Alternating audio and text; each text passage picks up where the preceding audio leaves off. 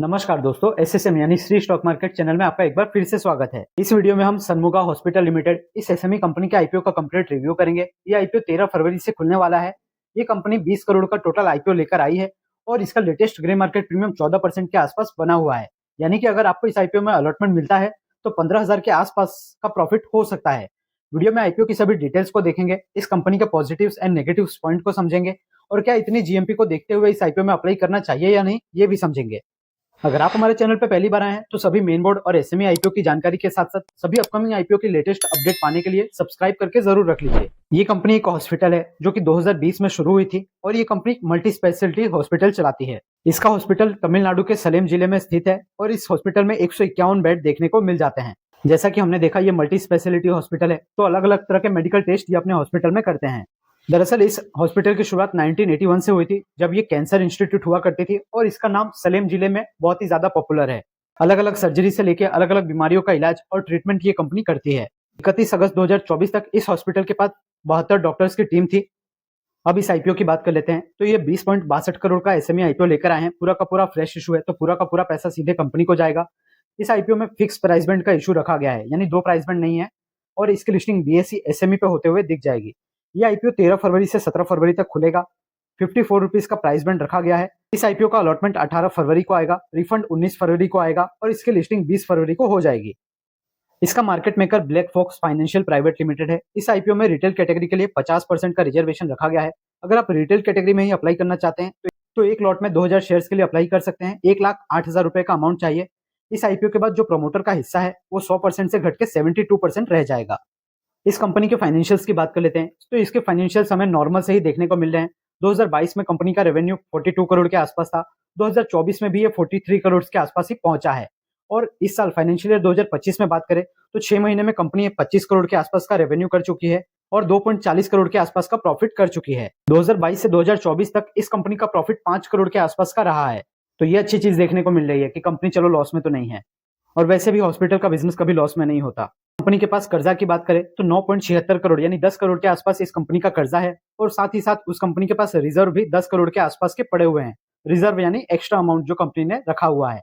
डेब्ट to equity ratio यहाँ पर 0.53 का है, थोड़ा सा ये ज्यादा है। आरओई आरओसी इस कंपनी का 30% के करीब देखने को मिल रहा है और इसी भाव के हिसाब से कंपनी का जो टोटल मार्केट वैल्यू बनेगा वो 74 करोड़ का बनेगा। लिस्टिंग के बाद इस कंपनी का पी मल्टीपल 11 के आसपास होगा। लिस्टेड कंपनियों से बात करें तो सिर्फ फैमिली केयर को छोड़ दे हम तो बाकी सभी कंपनियों से इसका पी मल्टीपल हमें काफी सस्ता देखने को मिल रहा है। अस्का हॉस्पिटल का पी 100 के आसपास देखने को मिल रहा है और अशरफी हॉस्पिटल का पी 40 के लगभग है। तो इस कंपनी का वैल्यूएशन ठीक ठाक नजर आ रहा है। कंपनी आईपीओ से जो भी पैसा जुटा रही है उसका इस्तेमाल कंपनी और भी मेडिकल इक्विपमेंट खरीदने में करेगी और इसके साथ साथ जनरल कॉर्पोरेट पर्पज यानी कंपनी चलाने में करेगी। ये कंपनी तमिलनाडु बेस्ड एक कंपनी है। इस आईपीओ के जो रजिस्ट्रार है वो इंटीग्रेटेड रजिस्ट्री मैनेजमेंट सर्विसेज इसके रजिस्ट्रार है और इस आईपीओ के lead manager Finshore Management Services Limited है। इसका as a lead manager track record काफी अच्छा रहा है। 2025 में ये एक आईपीओ लेकर आए हैं और 2024 में ये टोटल 6 आईपीओ लेकर आए थे। सभी के सभी आईपीओ पॉजिटिव में लिस्ट हुए हैं। तो भाई लीड मैनेजर का परफॉर्मेंस तो अच्छा है। अब सबसे इंपॉर्टेंट चीज की बात कर लेते हैं यानी जीएमपी। इस आईपीओ का लेटेस्ट ग्रे मार्केट प्रीमियम 8 रुपए यानी लगभग 15% के आसपास का बना हुआ है।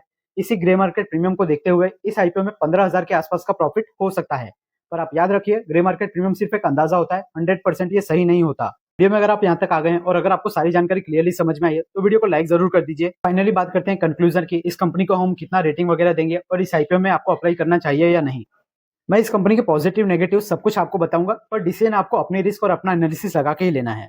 सबसे पहले कंपनी के कुछ पॉजिटिव्स की बात कर लेते हैं। तो ये कंपनी जिस बिजनेस में है, कंपनी अच्छा खासा बिजनेस कर रही है। अपने शहर में इस कंपनी की बहुत ही अच्छी पकड़ है और इसके हॉस्पिटल बहुत ही ज्यादा फेमस है और लोकेशन वाइज भी इस कंपनी का हॉस्पिटल ऐसी जगह पे है जहाँ पे आसपास के 7-8 जिले के लोग अपना इलाज करवाने आते हैं। मल्टी स्पेशलिटी हॉस्पिटल ये चलाते हैं, यानी अगर आपको कुछ भी किसी भी प्रकार का प्रॉब्लम है, तकलीफ है तो इसके हॉस्पिटल में आप जा सकते हैं। तो जब कंपनी इतने अच्छे से बिजनेस करती है तो उसका रिजल्ट हमें फाइनेंशियल्स में देखने को मिलता है।